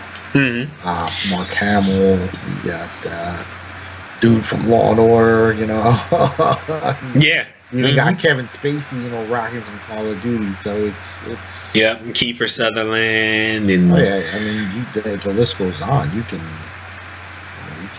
get a whole bunch of people. Yeah. So it's very that interesting. does help, but here's the thing too. Like I said, it still doesn't make a good movie. It doesn't, and the weird thing is they can though. There's some of the storylines in video games that I think the worlds are rich enough and open enough that they could have a video, they could have a movie based on the video game and it actually work. But for some reason, it's like, like I've seen it with what was the name of that game? There was this one game that came out around the same time that you started having a lot of Diablo clones. Was it Dungeon? It wasn't Dungeon Siege. It was something else. And a video game movie that came out around the time.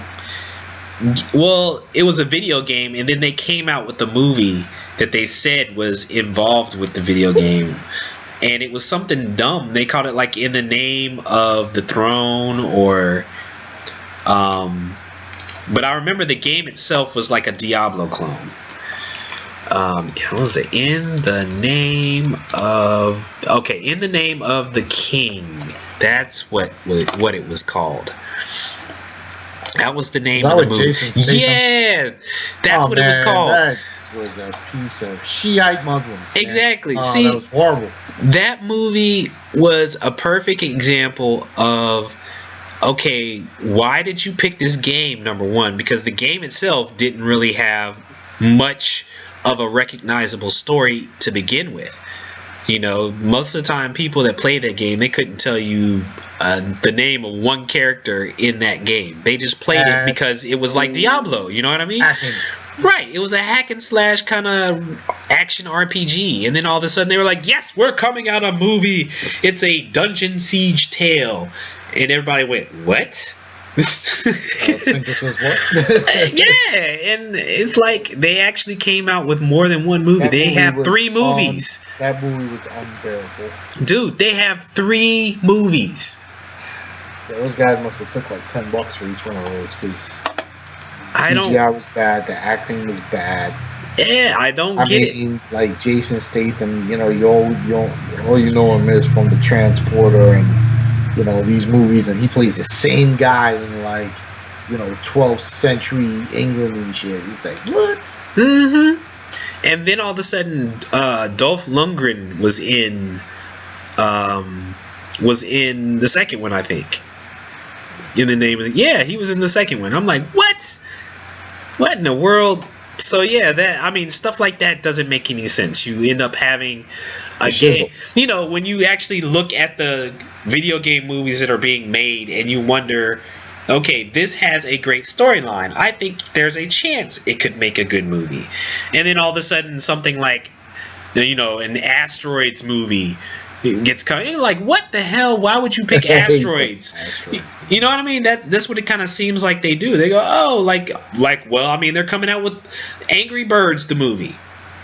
And in part, I can halfway understand it because it's a kids movie. You can do anything with those characters.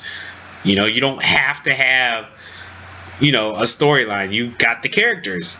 Kids love those characters. All you got to do is stick those characters in a movie, have some kind of plot, and then, hey, the kids will love it. You'll make a lot of money. But then, on the flip side, you'll have something like Pixels. What the hell were they thinking with that? That movie came out already? Heck yeah! Did you actually see that? No, I'm not wasting my time on that. I am not waiting. Well, let me rephrase that. I will have to waste my time on that, but I will not do it alone. I will have to do it when my kids force me to see it. Exactly. My kids want to see it because it has video game characters in it, and that's all they need, right? But I mean, I'm like, yo, no, please, what? Pac-Man running around and eating stuff and Donkey Kong. I'm like, no, why? Exactly. I'm like, ugh. Anywho, but yeah, I mean, look, this isn't going to be the end of it. Warcraft, I don't want to say Warcraft is just the beginning, but I mean, it's just one in a long line of video game movies that we've heard about that are in production and have been in production for ages. But there's definitely more on the way. It's not going away anytime soon. There will be more. Most of them will be tragic, but we're gonna see. We will definitely see. I mean, like they said, there will be another Resident Evil movie. I don't even know why they keep doing that for themselves. All right. Because they make money. That's the only reason. They wouldn't keep doing them if they didn't make money. It's not even good money either. It's like, oh. Yeah, I mean, let me see. They've remade Hitman more than once. They're doing Angry Birds. They actually released a date for Assassin's Creed the movie, which is supposed to come out next year in December. They're still supposedly working on an Uncharted movie. They're still supposedly working on a Resident Evil, another. Oh no, that is the one that I was talking about. They're working on what was the other one I was thinking of? And of course I forget it. But yeah, I mean it's not this. I mean Halo, that's what it was. I think they're probably in and out of production of that. Every once in a while you'll hear something that says, oh, they decided not to make it, and then all of a sudden they're like, oh yeah, it's still working. That's what it is. Metal Gear Solid. They're supposedly working on a Metal Gear Solid movie that will come. So we're not gonna get away from it.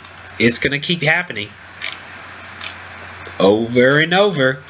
Your favorite franchises. I'm just waiting for them to say Fallout 4, a Fallout movie will probably be in the works. Next thing you know, it'll be a Call of Duty movie. That's what I'm waiting for next. I thought that was already announced that they were doing a Call of Duty movie. I don't know. If they did, I probably laughed before I actually got to that point. Uncharted, they're making an Uncharted movie. See, Uncharted is one I think that could work. Yeah, I mean the way it's made is like a movie, so it's like a movie. That one I could see working. Mm-hmm. And like G.I. Joe, another horrible movie. This is bad. Yep. We'll see what happens. That we will. They'll all be bad, guaranteed. But ladies and gentlemen, as always, we are out of time. We thank you guys for joining us here on the Ladies of the Round Table Network. As always, stay tuned on the channel, LORT Live on Friday nights. They do their thing with all kinds of special guest hosts, giveaways at what time is it? 9:30 on Friday nights, 9:30 Eastern time. So check out the Ladies of the Round Table Live here on this channel. In the meantime, Grim Phreaker, let the people know what you'll be digging into, if anything, in the coming days. Oh yeah, I think I've pretty much mentally decided that I'm going to do an upload of 3/4 Home. Okay. And also just I guess, upload the last couple of episodes for Life is Strange. If you guys are interested in that, the reactions, I had to like watch it through. My reactions are like out of control. But yeah, you know, if you guys haven't noticed, I have the updating on DGO has stopped, and that was only because I have been doing my school thing. But come December, everything should be back up and normal, and you'll be seeing quite often updates for gaming news and reviews. So Definitely. Excellent. What about you, Dirty Helmato? Anything coming on your streaming schedule, sir? Yeah, Thursday night I'll be doing some Call of Duty Black Ops 3 campaign. I'll be hardcore on that, and then on Saturday night it's gonna be late though, because Saturday's gonna be a busy day. So I'm looking at probably about 9 or 10 o'clock. I wanna crack some Fallout 4. Nice. All right, so sounds good. That's where I'm being. So that's where I will be. And myself, of course, I'm hoping I'm going to be able to dig into some Galak Z, as well as what was the other one I was supposed to be playing? The other one I mentioned earlier in the show. Can't remember which one it was. That one. Yes, that one I will probably be trying out and playing. Sword Coast Legends said that they are updating and doing some new stuff that will remedy some of the blahness that is in that game. So I may give them another chance. We will see. Apparently they have a number of updates and patches that will be adding more content to the game, as well as remedying some of the blahness that upset me as I played that game. So we will see. Sword Coast Legends might be on the docket. I'll have to see. I'll have to play it a little bit first before I make that decision. But we will see. And somewhere in there, I know probably in the December time frame, I'm going to be going hard on the whole MechWarrior Online. I purchased some brand new shiny mechs that were old school mechs that used to be in Robotech. They finally released on MechWarrior Online, so I'm hyped for that. The Marauder, and the Warhammer mechs, they actually released as mechs that you can buy for cheap, actually. So I will definitely be getting loose on that in December. Was it? You said Mech Warriors? Yeah, MechWarrior Online. I may jump into that. I every once in a while I'm known to dabble in mech games, so we'll see what happens. Yeah, it's definitely deep. You know, if you like customizing mechs and changing the loadout and dealing with that kind of thing, MechWarrior Online is filled with that. Okay. But here's a warning: it is definitely set up to make you want to spend money on it. Of course. I'm just warning you, because typically, you know, they say free to play, and you know, you're like, oh, okay, I can basically earn and get everything in the game. It's just gonna take me longer. No, the MechWarrior Online structure is built in a way that they basically, I don't want to say force you to pay, but after you play for a significant amount of time, you look at it and say, look, you know, it's not even worth it for me to continue to play unless I drop like $10 here, you know, to do this kind of thing. They've got a weird kind of structure in it. So be prepared if you love mech games to have to spend money on that game. Fair warning. That's right. That's right. Fair warning. So, like I said, ladies and gentlemen, once again, we thank you guys for joining us. Hopefully we will have something new and shiny for us to jump into next week, because like I said, you know, the whole agenda and everything was kind of light last couple of weeks, and if not, we'll try to figure out some like play session or something like that maybe. But in the meantime, say goodbye to the people, both of y'all. See you. Bye. We love y'all, and deuces. Deuces.